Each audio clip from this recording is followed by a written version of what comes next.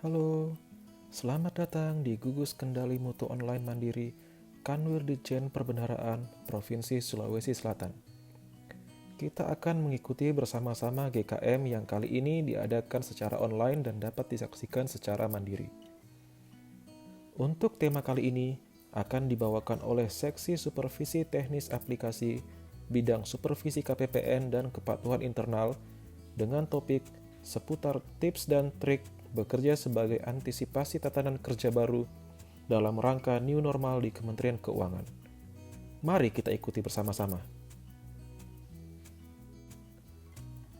Seperti kita ketahui bersama, saat ini seluruh dunia sedang menghadapi pandemi virus COVID-19. Pandemi ini mengakibatkan perubahan di berbagai aspek kehidupan, salah satunya adalah di bidang pelaksanaan pekerjaan. Pola kerja aparatur sipil negara atau ASN menjadi salah satu yang ikut terdampak. Untuk itu, Kementerian Keuangan telah mengeluarkan serangkaian kebijakan dalam rangka melakukan adaptasi terhadap perubahan cara bekerja sebagai dampak pandemi virus COVID-19. Model cara kerja baru ini dikenal dengan beberapa istilah seperti working from home atau WFH, working from office atau WFO, Working from Home Base atau WFHB, Activity Based Workplace atau ABW, dan Flexible Working Space atau FWS. Nah, kita memang sudah tidak asing lagi dengan istilah-istilah tersebut. Bahkan untuk beberapa waktu kita sudah menjalankan baik WFH, WFO maupun WFHB. Tentunya kita sudah mulai terbiasa dengan cara kerja baru tersebut. Namun, sudahkah kita melaksanakan pekerjaan dengan cara yang efektif dan efisien? Berikut kami rangkum beberapa tips dan trik dari berbagai sumber mengenai apa dan bagaimana mempersiapkan diri dalam melakukan tatanan kerja baru di Kementerian Keuangan. Pelaksanaan program kerja WFH atau Working from Home telah dimulai sejak bulan April yang lalu. Kemudian, dalam rangka mendapatkan feedback terkait pelaksanaan WFH, diadakan survei evaluasi pelaksanaan WFH yang dilakukan di tanggal 14 sampai dengan 16 April 2020 yang diikuti oleh 18.254 pegawai di Kementerian Keuangan. Berdasarkan hasil survei tersebut, didapat beberapa hal sebagai berikut. 1. Menurut pegawai yang melaksanakan WFH, terkait dengan pekerjaan-pekerjaan yang menjadi tupoksi mereka, sebanyak 81% bisa dikerjakan di kantor atau di rumah. 10,8% hanya bisa dilakukan di kantor dan 8,2% pekerjaan sepenuhnya bisa dikerjakan di rumah. Artinya, banyak pekerjaan-pekerjaan yang secara fleksibel dapat dilakukan baik di kantor maupun di rumah. 2. Dalam pelaksanaan WFH, sebanyak 61% pegawai setuju jika WFH dilaksanakan sebanyak 2 kali dalam seminggu, 20% pegawai setuju dilaksanakan 1 kali dalam seminggu, sementara 6% pegawai memilih pelaksanaan 1 kali tiap bulan atau 1 kali tiap 2 minggu, dan sisanya sebanyak 13% memilih frekuensi lainnya. 3. Dalam hal pelaksanaan WFH, 67,7% pegawai setuju untuk melaksanakan pekerjaan dari tempat tinggal dan hanya ke kantor ketika melaksanakan rapat atau dipanggil pimpinan. Sementara 23,8% pegawai memilih untuk dilakukan pengaturan WFH secara terstruktur atau terjadwal. Hanya sebanyak 4,9% pegawai yang memilih tetap beraktivitas di kantor dengan sesekali pelaksanaan WFH. Sisanya sebanyak 3,6% mengusulkan beberapa hal seperti penerapan WFHB, yaitu Working from Home Base, maupun penetapan jadwal WFH sejak awal tahun. 4. Lebih lanjut terkait dengan efektivitas pelaksanaan pekerjaan, berdasarkan hasil survei, sebanyak 61% responden menyatakan bahwa produktivitas WFH dengan WFO kurang lebih sama. Sementara 27% di antara responden menyatakan WFH kurang efektif dibandingkan dengan WFO. Sebaliknya, terdapat 12% responden yang justru merasakan bahwa WFH lebih efektif daripada WFO. 5. Pelaksanaan WFH bukan tanpa kendala. Berdasarkan survei, tantangan pribadi terbesar saat WFH adalah pada peringkat pertama, 39,5% responden mengatakan bahwa kendala terbesar adalah prasarana kerja yang kurang memadai. Antara lain dapat berupa komputer, meja dan kursi kerja, akses internet, dan lain sebagainya. Disusul oleh kesulitan berkonsentrasi ketika melaksanakan pekerjaan di rumah pada peringkat kedua sebanyak 35%. Sementara kesulitan berkomunikasi dengan rekan kerja, atasan, atau bawahan menempati peringkat ketiga sebanyak 33,5%. Area kerja yang kurang nyaman adalah kendala berikutnya yang dikeluhkan oleh 25,3% responden. Sementara kendala lain seperti kejenuhan atau kebosanan, tidak ada aktivitas sosial dengan rekan kantor, gangguan dari anak, maupun load kerja yang banyak menjadi tantangan yang dikeluhkan oleh sebanyak 12,1% responden. Sebaliknya, sebanyak 5,2% responden menyatakan bahwa pelaksanaan WFH tidak mengalami kendala. Tidak dapat dipungkiri bahwa tatanan kerja baru juga membutuhkan paradigma baru dalam rangka lebih efisien dan lebih efektif dalam bekerja. Penerapan Flexible Working Space atau FWS atau area kerja yang fleksibel bisa di mana saja menjadi salah satu kebijakan yang akan diterapkan di Kementerian Keuangan. Pada dasarnya, penerapan FWS dapat dilaksanakan di 3 area, yakni di kantor dengan penerapan Activity Based Workplace atau ABW, di rumah dengan penerapan WFH maupun WFHB, maupun di lokasi lain yang memiliki sarana dan fasilitas penunjang pelaksanaan FWS sepanjang tidak membahayakan keamanan, kesehatan, keselamatan, dan mencemarkan nama baik pegawai maupun organisasi. Apakah itu Activity Based Workplace atau ABW? Untuk itu, Bapak Edi Gunawan, Kepala Biro BMN dan Pengadaan Sekretariat Jenderal Kementerian Keuangan, memberikan penjelasan mengenai Activity-Based Workplace sebagai paradigma baru dalam menyambut tatanan kerja baru FWS tersebut di lingkungan Kementerian Keuangan.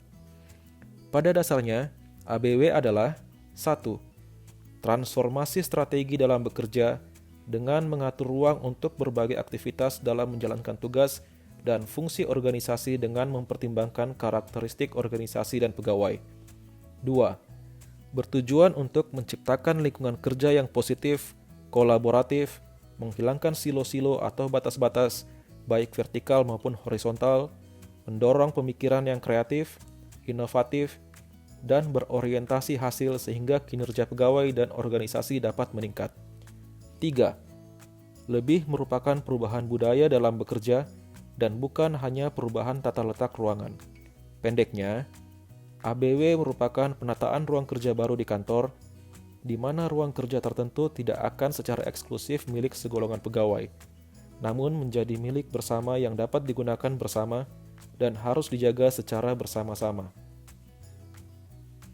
Bagaimana dengan konsep penataan ruang di kantor dengan memperhatikan ABW? ABW di lokasi kerja diterapkan dengan membuat 2 zona, yakni zona utama dan zona pendukung. Zona utama merupakan ruang kerja utama yang terdiri dari A. Ruang kerja bagi kepala satuan kerja dan pejabat setingkat eselon 2 ke atas. B. Ruang front office untuk sekretaris. C. Ruang kerja khusus bagi pegawai yang dalam pelaksanaan tugas membutuhkan ruang kerja tersendiri seperti petugas call center, bendahara, dan staf pengelola keuangan. C. Ruang kerja bersama dengan konsep open space, flexible working space, maupun co-working space. D. Ruang kerja layanan bagi unit yang memiliki layanan kepada para pemangku kepentingan atau satker. Zona pendukung merupakan ruang pendukung pelaksanaan tugas sesuai dengan kebutuhan unit organisasi dan pegawai. Terdiri dari A. Ruang kolaborasi yang diimplementasikan berupa ruang rapat dengan fasilitas video conference. B. Ruang bersama merupakan area dengan fasilitas penunjang antara lain ruang loker untuk menyimpan barang pribadi pegawai, ruang penyimpanan atau gudang, quiet room atau focus booth atau private call booth, ruang kerja yang memungkinkan pelaksanaan pekerjaan yang membutuhkan konsentrasi tinggi. Care room bagi pegawai yang membawa anak disediakan ruang laktasi dan area bermain anak. serta leisure room atau ruang untuk relaksasi pegawai yang dapat dilengkapi dengan sarana olahraga ringan, ruang baca, TV, ruang makan, maupun sarana sosialisasi lainnya.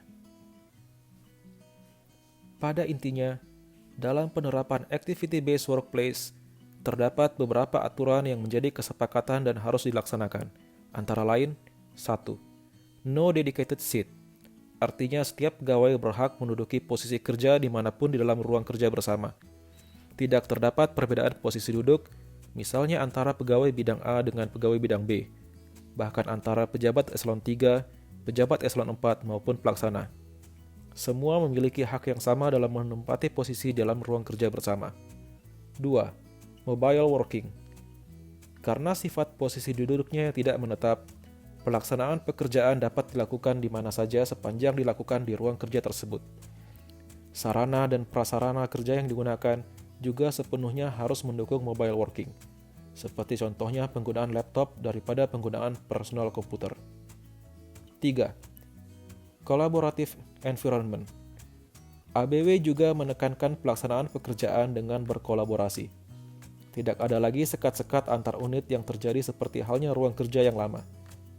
Jika sekelompok pegawai atau suatu bidang akan melaksanakan pekerjaan bersama-sama tanpa diganggu, dapat menggunakan quiet room atau ruang rapat. 4. Clean desk. Oleh karena seorang pegawai belum tentu menempati tempat duduk yang di hari kerja berikutnya, maka sangat ditekankan untuk melakukan budaya clean desk atau membersihkan dan merapikan meja kerja sehingga pegawai lain yang menempati tempat duduk tersebut pada hari kerja berikutnya tidak akan terganggu akibat kondisi meja kerja yang tidak rapi atau tidak bersih. 5.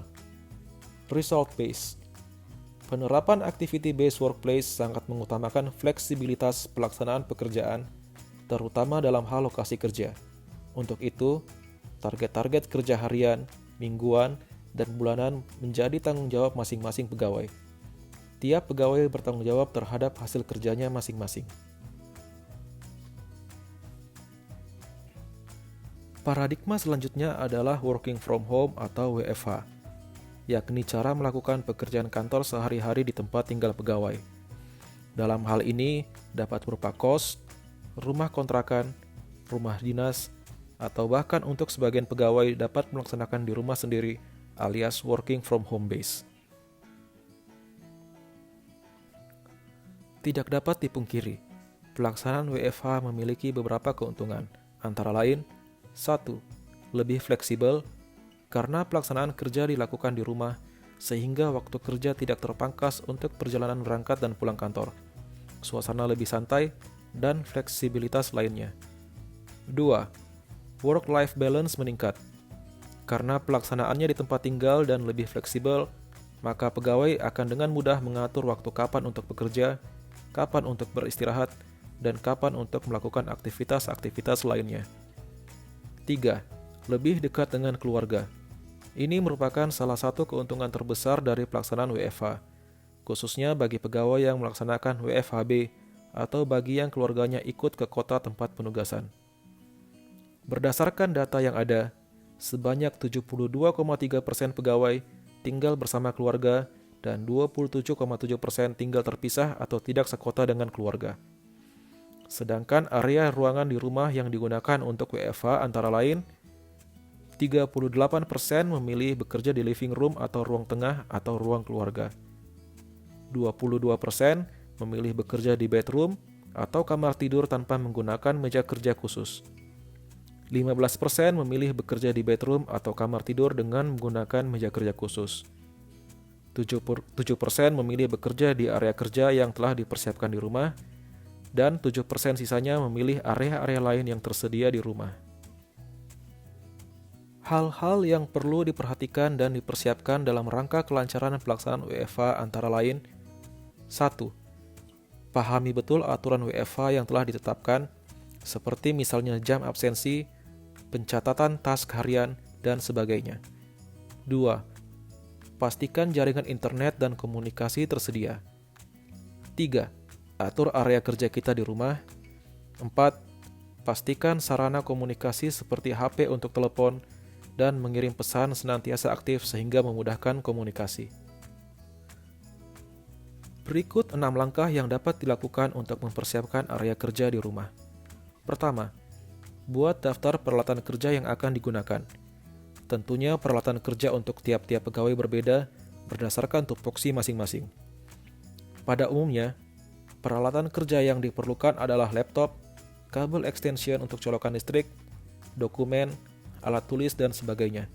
Kedua, tentukan area kerjamu di rumah dengan spesifik. Kira-kira preferensi personal dan kenyamanan seperti apa yang akan membantu kita untuk fokus dalam bekerja. Contoh hal-hal yang menjadi pertimbangan. Perlukah privasi secara total untuk mendukung konsentrasi? Perlukah akses yang mudah untuk ke area makan atau dapur? Apakah suara jalan raya, bila rumah dekat dengan jalan raya, dapat mengganggu konsentrasi? Dan lain sebagainya. Ketiga, bekerjalah dengan area dan media yang dimiliki saat ini. Setiap orang memiliki fasilitas yang berbeda-beda, baik itu berupa laptop, meja kerja, ruang khusus untuk bekerja, maupun sarana pendukung lainnya. Sarana pendukung dasar seperti laptop, jaringan internet, dan alat komunikasi merupakan hal yang wajib dimiliki dalam rangka pelaksanaan WFH yang efektif dan efisien. Untuk sarana penunjang lainnya seperti meja kerja, ruang khusus dan sebagainya, dapat dilakukan adaptasi dengan fasilitas yang ada. Bila belum memiliki fasilitas penunjang yang memadai, inilah saatnya berkreasi dan mempertimbangkan benda-benda apa saja yang dapat menjadi life hacks bagi pelaksanaan WFH. Keempat, prioritaskan kenyamanan kerja kita. Hal yang perlu dilakukan adalah memastikan bahwa area kerja kita di rumah memiliki tingkat kenyamanan yang memadai untuk bekerja. Tentunya dengan memanfaatkan media dan area kerja yang kita punya. Hal-hal yang perlu dipertimbangkan antara lain adalah kenyamanan kursi kerja, kenyamanan suasana ruangan, kenyamanan temperatur udara, posisi laptop seperti apa yang nyaman digunakan, pencahayaan yang sesuai, serta perlunya mengatur mood kerja, misalkan dengan mendengarkan musik yang membantu konsentrasi. Kelima, organisir kebutuhan harian yang mendukung pelaksanaan pekerjaan. Sama seperti di kantor, ruang kerja di rumah juga harus diorganisir agar dapat bekerja dengan efektif dan nyaman. Contoh beberapa hal yang dapat menjadi pertimbangan antara lain, menjaga kebersihan ruangan, menjaga kerapian perabotan kerja dalam ruangan, kemudahan akses ke outlet listrik maupun jaringan internet, menyediakan tempat untuk menumpuk kertas atau dokumen fisik, menyediakan perlengkapan harian yang mendukung seperti misalnya alat tulis, menyediakan sarana untuk pengingat jadwal maupun to-do list pekerjaan. Terakhir, bagaimana apabila pasangan kita juga menerapkan WFH? Intinya adalah pengaturan area kerja masing-masing. Alternatif dapat dilakukan adalah sebisa mungkin tentukan area yang berbeda untuk bekerja. Misalnya Anda memilih bekerja di ruang tengah, sementara pasangan Anda memilih untuk bekerja dari kamar tidur. Apabila tidak memungkinkan menggunakan area kerja yang berbeda, siapkan ruangan khusus jika akan dilakukan meeting online dengan rekan kerja. Misalnya bekerja bersama-sama dengan pasangan di ruang keluarga. Apabila salah satu akan mengadakan meeting online atau menghubungi rekan kerja, maka dapat menggunakan kamar tidur. Pastikan memilih ruangan yang tidak saling berdekatan pada saat melakukan meeting online atau saat menelpon rekan kerja. Apabila telah memiliki anak, pastikan bahwa pelaksanaan pekerjaan tidak terganggu, salah satunya dengan mengatur waktu bergantian menemani anak. Panduan mengatasi gangguan pada aplikasi eKemenkeu versi Android. Jika terjadi masalah pada aplikasi eKemenkeu Mobile versi Android, lakukan hal berikut. 1. Keluar dari aplikasi eKemenkeu. 2. Masuk ke menu setting atau setelan dalam smartphone Anda. 3. Pilih menu Applications, App Management, atau aplikasi. 4. Pilih aplikasi eKemenkeu. 5. Pilih Storage Usage. 6. Hapus data. 7. Tutup menu setting dan kembali ke aplikasi eKemenkeu. 8. Anda akan diminta untuk melakukan login ulang. Panduan mengatasi gangguan pada aplikasi eKemenkeu versi web di Google Chrome. 1. Tekan tombol Ctrl, Alt, dan Delete secara bersama-sama. 2. Atau tekan 3 titik vertikal di pojok kanan atas browser. 3. Pilih More Tools. 4. Pilih Clear Browsing Data. Hal-hal yang perlu diperhatikan saat melakukan pekerjaan dengan perangkat atau laptop pribadi. 1. Pastikan Anda terhubung dengan jaringan internet yang aman.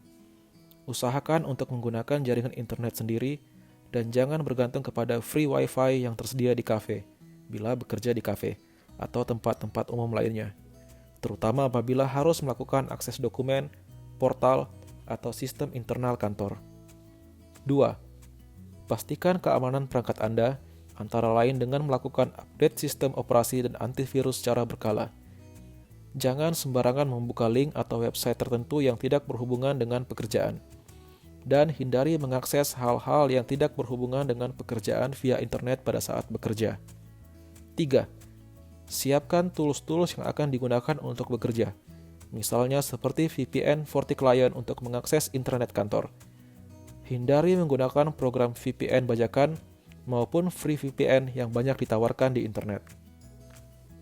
Demikian beberapa tips dan trik yang dapat digunakan dalam rangka mempersiapkan diri menghadapi tatanan kerja baru di lingkungan Kementerian Keuangan atau yang lebih dikenal dengan nama Flexible Working Space.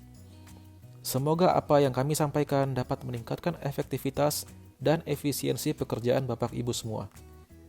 Tidak ada gading yang tidak retak. Demikian juga materi yang kami sampaikan tentu masih sangat jauh dari sempurna dan banyak kekurangannya. Untuk itu, dimohon Bapak dan Ibu dapat mengisi kuesioner sekaligus mengisi daftar hadir GKM pada link berikut. Dalam rangka memberikan masukan terkait pelaksanaan GKM online mandiri ini.